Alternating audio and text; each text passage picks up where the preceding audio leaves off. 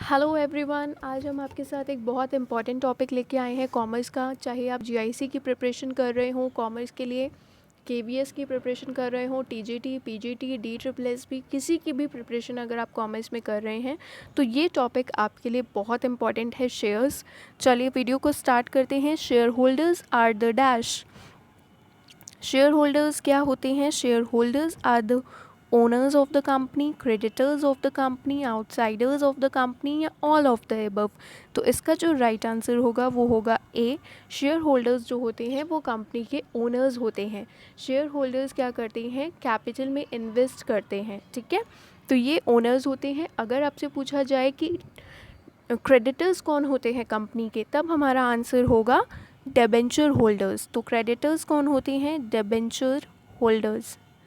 ये हमारे क्या होते हैं? कंपनी के लिए क्रेडिटर्स होते हैं। चलिए नेक्स्ट क्वेश्चन पे चलते हैं। Income of share holders from the company is. अब शेयर होल्डर्स जो होते हैं वो अपनी कैपिटल इन्वेस्ट कर रहे हैं कंपनी में, तो वो भी तो कुछ रिटर्न एक्सपेक्ट करेंगे ना कंपनी से। तो उनका जो रिटर्न होता है या उनका जो इनकम होता है वो क्या होता है? तो वो किस फॉर्म में होता है? इंटरेस्ट, डिविडेंड, कमीशन या प्रॉफिट। तो उनका जो इनकम होती है शेयर होल्डर्स की कंपनी से वो कैसे होती है? In the form of a dividend. Dividend की फॉर्म में शेयर होल्डर्स को इनकम जनरेट होती है। तो बहुत इंपॉर्टेंट क्वेश्चन है, ये भी ध्यान रखिएगा। नेक्स्ट चलते हैं। Liability of members in a company is. Company में जो मेंबर्स होते हैं उनकी लाइबिलिटी कैसी होती है? अनलिमिटेड, रिजिड, लिमिटेड या नन ऑफ द अबव। अगर हम कंपनी की बात करते हैं तो यहाँ पे कुछ इंपॉर्टेंट चीज़ बता रही हूँ। पार्टनरशिप की अगर हम बात करते हैं, पार्टनरशिप की अगर हम बात करते हैं तो जो मेंबर्स होते हैं उनकी लाइबिलिटी होती है अनलिमिटेड। मतलब कि अगर कोई भी लाइबिलिटी अराइज होती है तो वो उनकी पर्सनल प्रॉपर्टी तक भी हम क्रेडिटर्स जो होते हैं वो ले सकते हैं पैसे। मतलब अनलिमिटेड लाइबिलिटी है। जितना उन्होंने कंट्रीब्यूट किया है वो तो उन्हें देना ही देना है, साथ ही साथ कितना देना है, उनकी इवन पर्सनल प्रॉपर्टी तक भी लाइबिलिटी आ जाती है। लेकिन कंपनी के मैटर में क्या होता है कि कंपनी के मैटर में जो लाइबिलिटी होती है वो लिमिटेड ही होती है, जितना कि पेड अप कैपिटल हो या जितना कंट्रीब्यूट किया होता है। और पार्टनरशिप के केस में अनलिमिटेड लाइबिलिटी होती है। तो यहाँ पे कंपनी के पर्सपेक्टिव से देखा जाए तो ये एक सेफ गेम है कि हाँ, लिमिटेड लाइबिलिटी होती है। Next question. Who are the real owners of a company. Company के रियल ओनर्स कौन होते हैं? कंपनी के रियल ओनर्स होते हैं इक्विटी शेयर होल्डर्स। क्यों इक्विटी शेयर होल्डर्स क्यों होते हैं? क्योंकि इक्विटी शेयर होल्डर्स वालों के पास वोटिंग राइट होता है।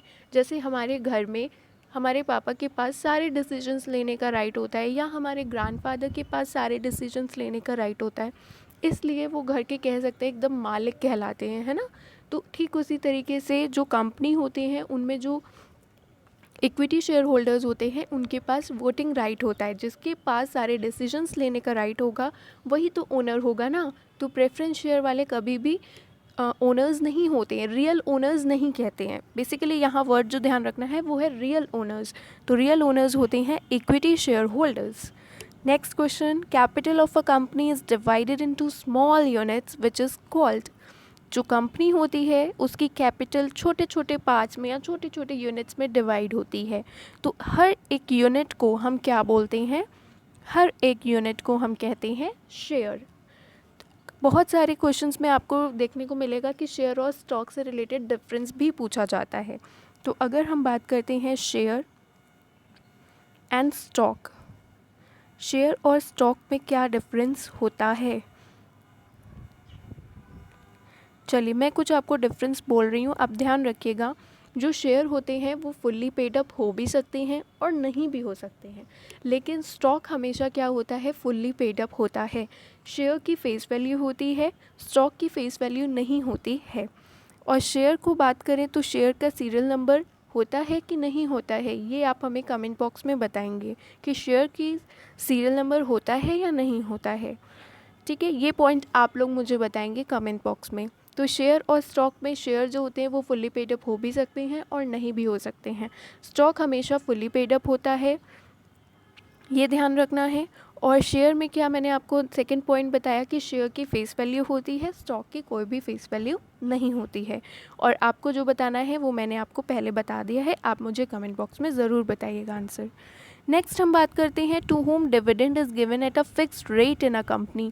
किसे डिविडेंड का फिक्स्ड रेट दिया जाता है? तो इसका राइट आंसर हो जाएगा प्रेफरेंस शेयर होल्डर्स।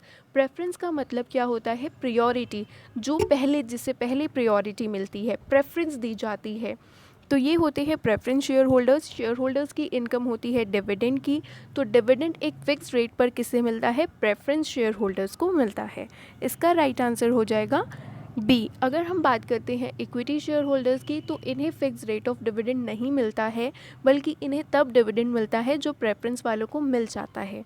अगर कुछ प्रॉफिट लेफ्ट आउट होता है इन्हें प्रेफरेंस वालों को देने के बाद, तो इक्विटी वालों का नंबर आता है और तब इन्हें पेमेंट अपना डिविडेंड के फॉर्म में मिलती है। डिबेंचर होल्डर्स को क्या मिलता है? डिबेंचर होल्डर्स को इंटरेस्ट मिलता है। The registration of a joint stock company is, joint stock company का रजिस्ट्रेशन कराना कंपलसरी होता है, वॉलेंट्री होता है, अननेसेसरी होता है या नन ऑफ द अबव होता है? अगर हम जॉइंट स्टॉक कंपनी की बात करें तो इसका रजिस्ट्रेशन कराना कंपलसरी होता है। वॉलेंट्री का मतलब होता है कि इच्छा हुई तो करा लिया रजिस्ट्रेशन, नहीं हुई तो नहीं कराया।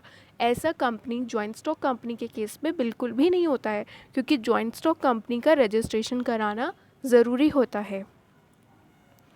नेक्स्ट बात करते हैं part of capital which can be called up at the time of winding up of company is called. वो पार्ट कैपिटल का जो कॉल्ड अप किया जाता है कब? सिर्फ और सिर्फ कंपनी के वाइंडिंग अप होने के टाइम पे ही। तो ऐसी जो कैपिटल होती है उसे हम क्या बोलते हैं? Reserve capital. एक होती है कैपिटल रिजर्व और एक होता है रिजर्व कैपिटल, दोनों में बहुत डिफरेंस होता है। कैपिटल रिजर्व वो होता है, यहाँ पे मैं लिख देती हूँ क्या बता रही हूँ पहले तो मैं। Capital reserve, wait, capital reserve और रिज़र्व कैपिटल में क्या डिफरेंस होता है? कैपिटल रिज़र्व का मतलब है जो अमाउंट हमें रिसीव्ड हो चुकी है, और रिज़र्व कैपिटल का मतलब है जो हमें अभी तक मिली नहीं है या फिर हमने उसे कॉल्ड अप ही नहीं किया है, हमने उसे मांगा ही नहीं है। हमें इसमें पेड अप नहीं देखना है, हमें कॉल्ड अप देखना है कि कंपनी ने अभी तक उस अमाउंट को मांगा ही नहीं है। और कंपनी उस अमाउंट को कब मांगेगी कैपिटल के? Eight the time of winding up of the company. जब कंपनी वाइंड अप हो चुकी होगी तभी वो पार्ट मांगा जाएगा। तो ये होती है रिजर्व कैपिटल। रिजर्व कैपिटल हमारी बैलेंस शीट में शो नहीं होती है, लेकिन कैपिटल रिजर्व जो होता है ये हमारा बैलेंस शीट में शो होता है। अगर बात करते हैं ऑथराइज्ड कैपिटल, तो ऑथराइज्ड कैपिटल जो होती है वो सबसे मैक्सिमम कैपिटल होती है कंपनी की। अनकॉल्ड कैपिटल का मतलब जो अभी तक कॉल्ड नहीं की गई है लेकिन मांगी जा सकती है। ऐसा नहीं है कि सिर्फ वाइंडिंग अप के टाइम पर ही मांगी जाए। ठीक है, नेक्स्ट चलते हैं नेक्स्ट क्वेश्चन की तरफ। The balance of share forfeiture account is transfer to dash. जो बैलेंस होता है शेयर फॉर फीचर का वो कब ट्रांसफ़र किया जाता है, किस अकाउंट में ट्रांसफ़र किया जाता है? Profit and loss account, general reserve account, capital reserve account, capital redemption reserve account. तो इसका जो राइट आंसर होगा वो होगा कैपिटल रिजर्व अकाउंट। जब हम अपनी जर्नल एंट्रीज़ को प्रिपेयर करते हैं शेयर्स की, तो शेयर फॉर फीचर और री इशू की एंट्री बनाने के बाद हम जो एंट्री बनाते हैं वो बनाते हैं share forfeiture account debit to capital reserve account debit. तो शेयर फॉर फीचर का जो भी बैलेंस होता है वो हम किस में ट्रांसफ़र करते हैं? कैपिटल रिजर्व में ट्रांसफ़र करते हैं। और बात करते हैं शेयर फॉर फीचर के बारे में, तो शेयर फॉर फीचर जो होता है फॉर फीचर की एंट्री पास करते समय ये क्रेडिट कर दिया जाता है और री इशू के टाइम पे हम इसे मेनली डेबिट करते हैं। चले नेक्स्ट क्वेश्चन की तरफ चलते हैं। Question number 10, which document contain the framework of internal rules and regulations of the company. कौन सा डॉक्यूमेंट है जो कंपनी के इंटरनल रूल्स और रेगुलेशंस के बारे में पूरा फ्रेमवर्क बताता है? Memorandum of association, articles of association, prospectus, offer letter. तो इसका आंसर जो होगा वो होगा बी, आर्टिकल्स ऑफ एसोसिएशन। अगर हम बात करते हैं आर्टिकल्स ऑफ एसोसिएशन की, तो आर्टिकल ऑफ एसोसिएशन जो होता है वो कंपनी के इंटरनल रूल्स और रेगुलेशन से डील करता है कि एक बाउंड्री है तो उस बाउंड्री में आपको क्या क्या रूल्स और क्या क्या रेगुलेशंस को मेंटेन करके चलना है, वो आर्टिकल्स ऑफ एसोसिएशन में मेंशन्ड होता है। नेक्स्ट क्वेश्चन क्या है, चलिए देखते हैं। Which document is called the birth certificate of company? किस डॉक्यूमेंट को हम बर्थ सर्टिफिकेट कहते हैं कंपनी का?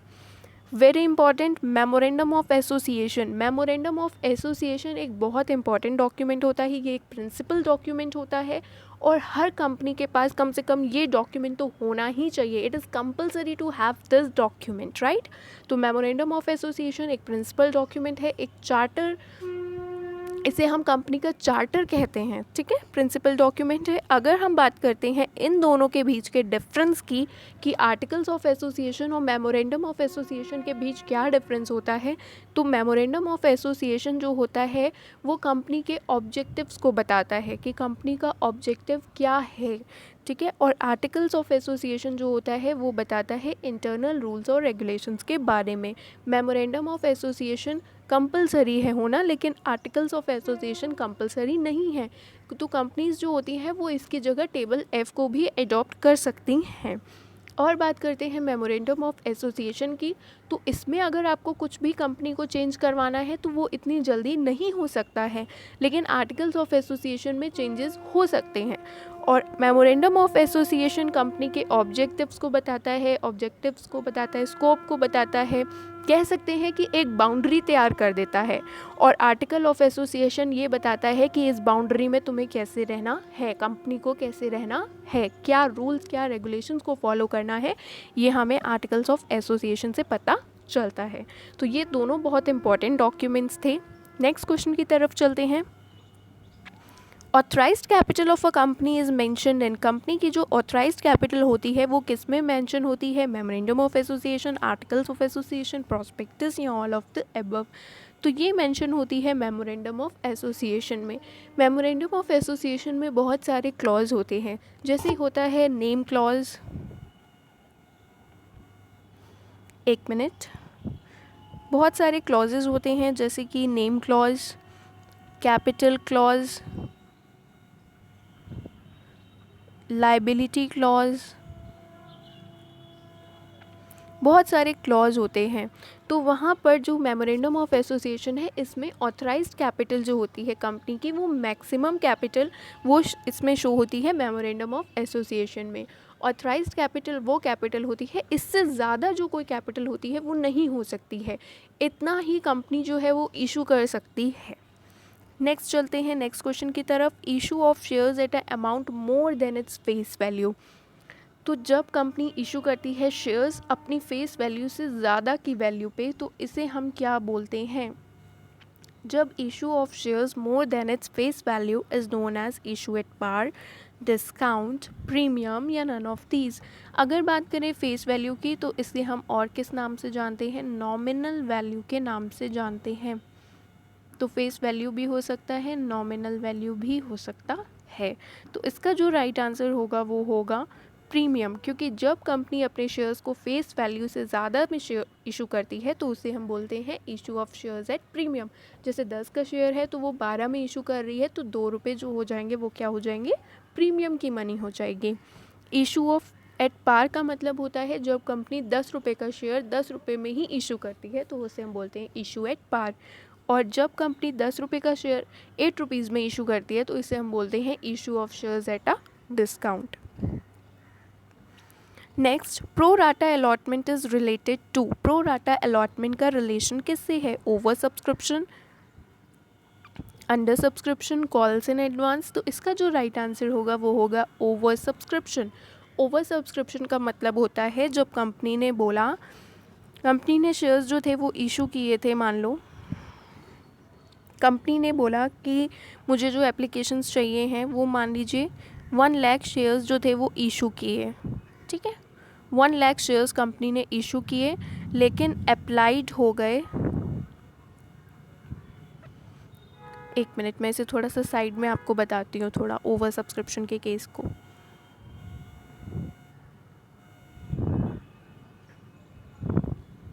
देखिए ओवर सब्सक्रिप्शन का केस क्या है।